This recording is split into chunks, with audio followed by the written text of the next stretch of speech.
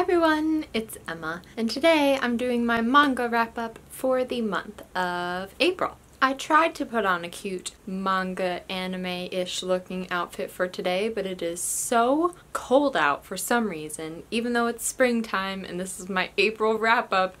I'm wearing a sweatshirt. It's just the kind of day today is. It is a sweatshirt kind of day. So I'm going to give my thoughts on the different manga and graphic novels that I read this month. I'm going to start with the ones that are more obvious Emma reads, a volume of Horimiya, and a volume of Dream and Sun. I read Horimiya Volume 9. I believe there are 10 volumes of this one out, so I am catching up. I enjoyed this volume just as much as some of the others, but it was a bit more slow for me. I don't know if it was the reading mood that I was in or what was happening in this volume. I didn't have a lot of like fangirly moments like I usually do. That could be because a decent part of this volume centers around the side characters and not Hori-san and Miyamura, and my favorite in these is when it's actually focused on the main couple and their interactions and the family dynamic that goes on with Hori-san's family and all of that. But either way, I'm still happy that I read it. I still love this series. It just wasn't my all-time fave volume of the series. On the other hand, this was my all-time fave volume of this series. This one I loved so much. It had so many good moments. This volume was especially heartfelt. I think that's why I liked it. All the feels were getting me, and there were a lot of friendshipy moments.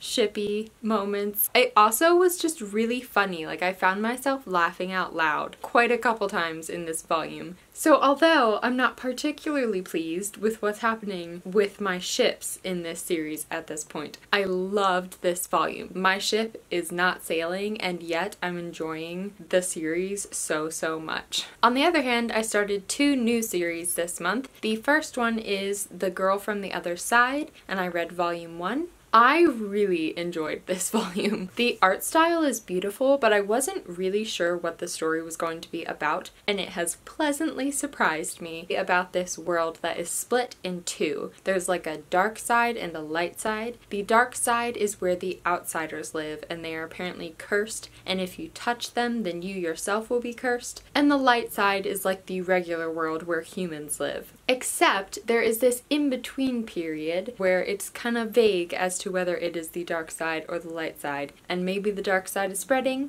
and that's why it's kind of vague. And in that part of the world lives this man who is one of the cursed, one of the outsiders, and this young girl who is a young human girl. This is the story of their friendship, and I think that is why I enjoyed it so much, because it was surprisingly very sweet. The cursed man, he kind of has this very caring, protective nature towards the young girl. He is very selfless in the way that he's taking care of her. I don't want to spoil as to why she is there and why he is there and how they came in contact, because you find all of that out throughout this first volume. It does have this fairy tale kind of vibe, but it also reminds me of stories from World War II, so I'm not sure if they are doing that on purpose to make a statement and talk about those things in a fantasy type setting, but I'm enjoying it so much. Similar with Unlikely Friendships, but completely different in the tone of this series. I read the first volume of Sweetness and Lightning. This one is just all pure. It's all feels. It is so sweet and sad. It's basically about this dad who is a teacher. He lost his wife recently, and so he is learning how to be a single dad for his young daughter. He kind of befriends one of his students. I'm not sure if she's actually in his class or if she's just attends like the high school where he teaches, but they become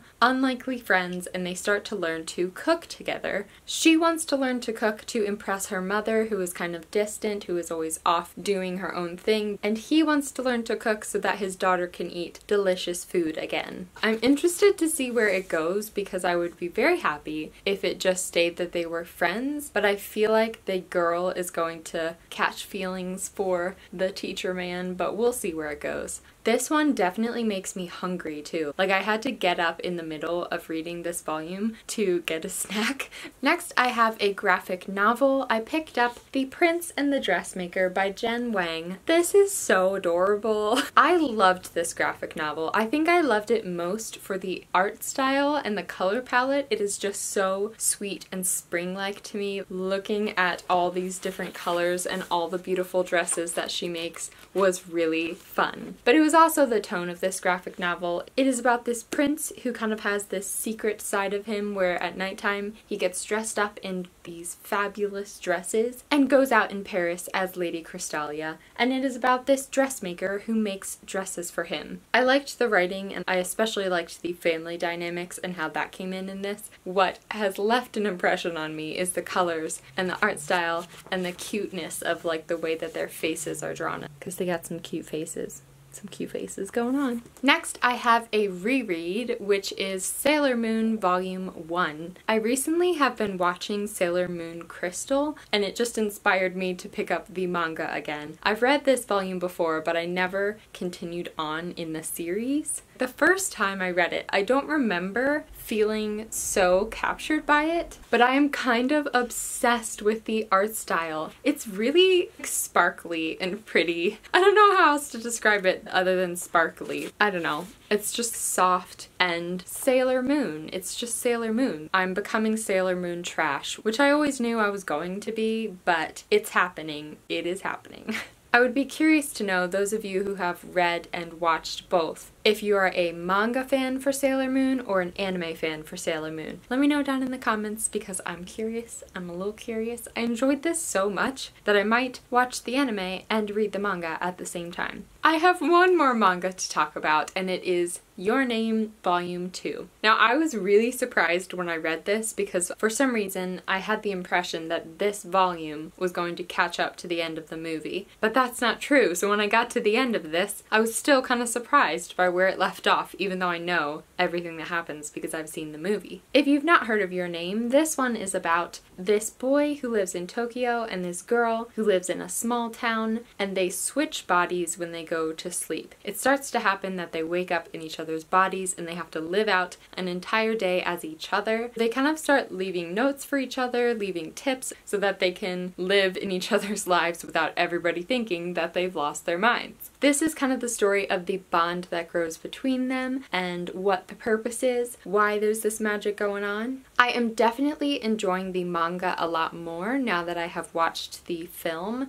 I think that it just translates more beautifully into the film because of the colors and the animation. It's just really, really well done. I also, after finishing the movie, just needed a bit more of this story, so it's nice that I have the manga to go back to. I can't just keep watching the movie over and over and over and over again, although I could. I would not like to do that. That seems like a waste of a lot of time. So that is it for my manga reading this month. If you read any manga this month, let me know down in the comments what your fave was, what you've been loving recently. A lot of these that I read this month were suggestions from you guys, so let me know down in the comments what you've been loving recently. I hope you have a lovely day or night or afternoon wherever you are, and I will see you in my next video.